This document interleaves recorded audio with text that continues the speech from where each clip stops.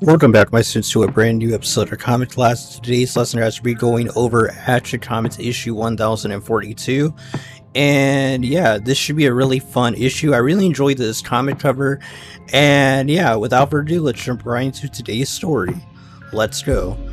So this story basically starts off with this girl, this female, I forget how you say it. It's like Phanologian or something, or Phanologian, and they're basically a distant cousin or a cousin of the people of Krypton. They were one of the tribes on Krypton, if I'm correct. And apparently this happened before the start of the WarWorld Saga, and happened, I believe, in either Superman Son of Kal-El or the Superman run before Superman Son of Kal-El basically began its run.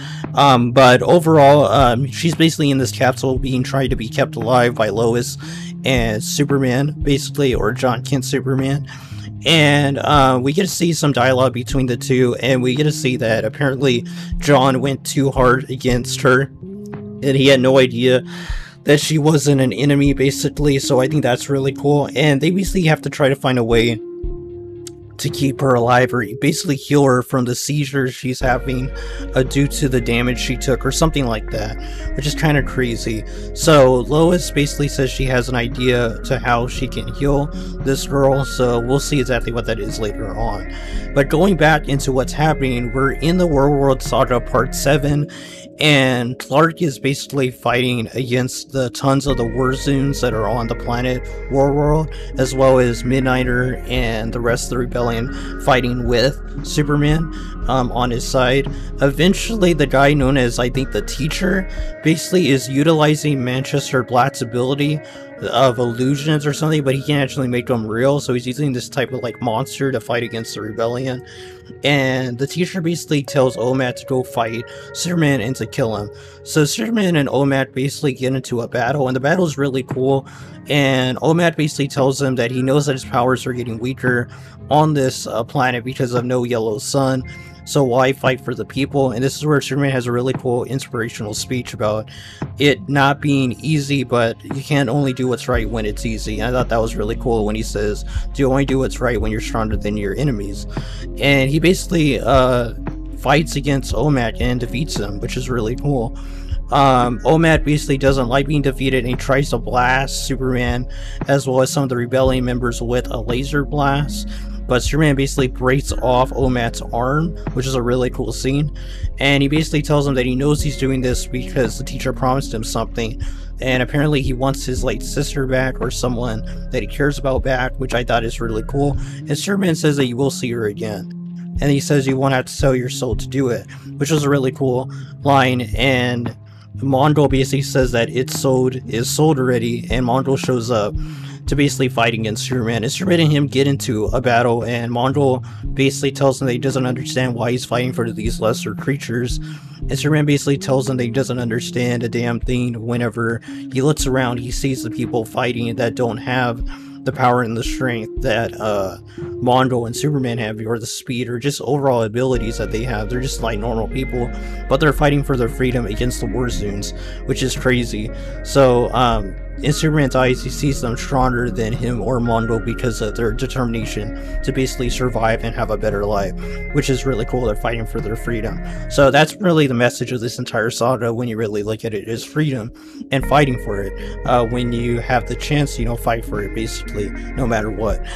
So basically we get to see that the Teacher basically is attacking all the Rebellion, but Superman basically makes his way up to where the Teacher's at, and he grabs one of the orphan boxes, I think is what it was called, or something.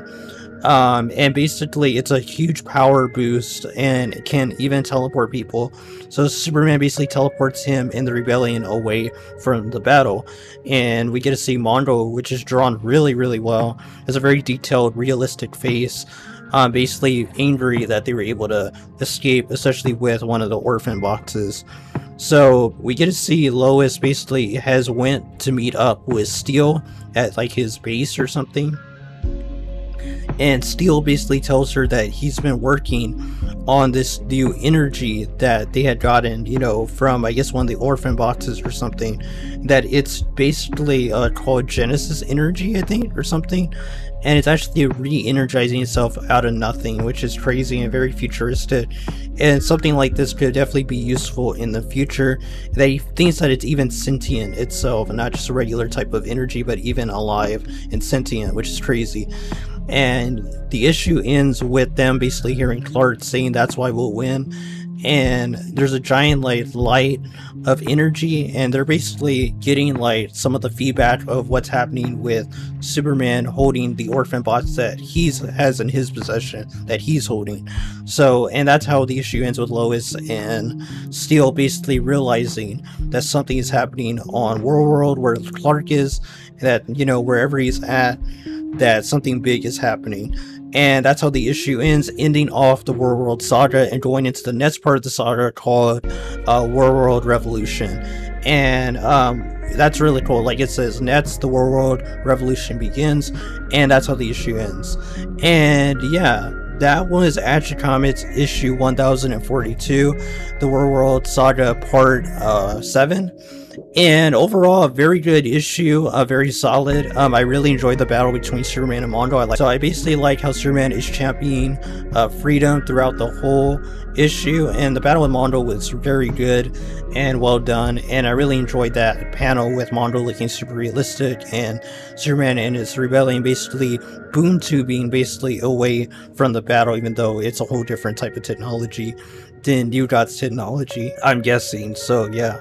But yeah, overall issue was very solid. Like I said, definitely would recommend you go check out, link in the description down below to check out on Amazon and Comixology.